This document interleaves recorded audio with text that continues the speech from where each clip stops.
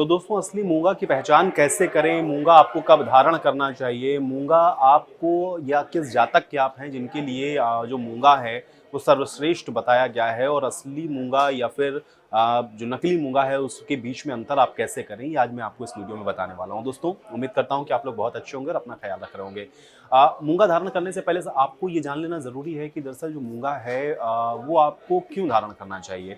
मूंगा धारण करने का जो सबसे बेसिक जो एक कंसेप्ट है वो ये है कि अगर आपका मंगल खराब है तो आप मूंगा को पहन सकते हैं, आपका एस्ट्रोलॉजर आपको बता देगा। हालांकि आपकी कुंडली के हिसाब से मैं हमेशा कहता हूं कि बहुत सारी चीज़ें ऐसी होती हैं जो जो पर्टिकुलर आपकी जो कुंडली है बहुत गहनता से उसका अध्ययन करने के बाद आप ये समझा जा सकता है, हम उस निष्कर्ष पर पहुंच सकते हैं कि एग्जैक्टली आपके लिए सबसे बेहतर या सबसे बेस्ट क्या हो सकता है। लेकिन कुछ चीज़ें ऐसी होती हैं जो जनरल आप समझ सकते हैं कि जनरली आपको बताई जाती हैं, इन जनरल लोग उस तरह से उसका इस्तेमाल करते हैं या उसको यूज़ करते हैं या उसको धारण करते हैं, तो उसमें आपका कोई अहित नहीं होता है। लेकिन हाँ, अगर आपको कुछ ऐसे रिफ्लेक्शंस आ रहे हैं कि आपको ऐसा लग रहा है कि आपने मूंगा पहना है या कोई पर्टिकुलर रत्न आपने पहना और आपके साथ कुछ सही नहीं हो रहा है, तो आप अपने जो एस्ट्रोलॉजर है उनके साथ एक बार कांटेक्ट जरूर करें। हो सकता है कि आपकी कुंडली विशेष के अंदर कुछ चीज़ें ऐसी हों जो कि उसको प्रभावित कर रही हो, तो इसलिए थोड़ा सा आप वहाँ पर आप स्पेसिफिक हो सकते हैं। लेकिन अगर आपने किसी पर्टिकुलर कोई रत्न को धारण किया है और उससे कोई दिक्कत आपको नहीं है, तो आप यकीन मानिए कि आपको इससे फायदा ही होने वाला है, कोई नुकसान नहीं होगा। तो मूंगा, जैसा मैंने कि आपको बताया कि मंगल अगर आपका खराब है तो मूंगा आपको पहनना चाहिए, आपका मंगल जो है उसको स्ट्रॉन्ग करता है मूंगा।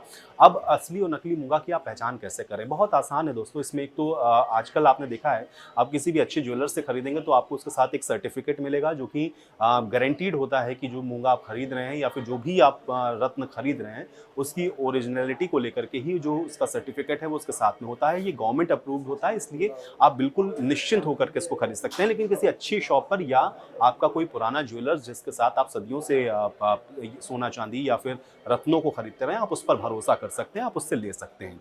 दूसरा यह है कि अगर आपको बिल्कुल ही जानकारी नहीं है तो एक सबसे आसान जो पहचान है वो ये है कि मूंगा कभी भी आप देखेंगे तो वो रफ या फिर चिटका हुआ नहीं होना चाहिए, यानी कि वो बिल्कुल स्मूथ होना चाहिए। और दूसरा यह है कि मूंगा जब भी आप देखेंगे तो हल्का सा वो कहीं ट्रांसपेरेंट सा भी आपको दिखना चाहिए, यानी कि बहुत ज्यादा ऐसा ना हो कि आर्टिफिशियल हो और बहुत ज्यादा ऐसा भी ना हो कि रफ हो। इनके बीच का जो कॉम्बिनेशन है वो मूंगा सबसे अच्छा माना जाता है।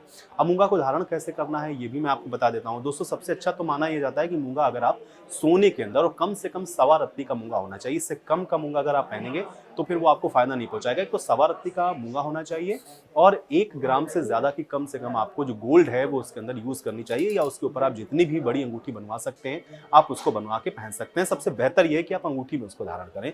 लेकिन अगर आप अंगूठी नहीं पहनना चाहते हैं तो फिर आप उसको ब्रेसलेट के तौर पर भी इस्तेमाल कर सकते हैं। अगर आप लेडीज हैं तो आप उसकी माला को भी पहन सकते हैं, उसकी इयररिंग्स को भी आप धारण कर सकते हैं, और अगर आप चाहें तो उसको आप अपने बाहों पर भी बांध सकते हैं। इस तरीके से भी आप मूंगा को धारण कर सकते हैं। हर तरह से ही आपको फायदा पहुंचाने वाला है अगर आपका मंगल खराब है तो। और वैसे अगर आपको कोई और ज्यादा कॉम्प्लिकेशन है तो अपने एस्ट्रोलॉजर को एक बार अपनी कुंडली दिखा करके मूंगा के बारे में जरूर जान लें और उसके बाद इसको आप धारण कर सकते हैं। तो दोस्तों उम्मीद करता हूं कि जानकारी आपको पसंद आई होगी। मिलते हैं अगली वीडियो में।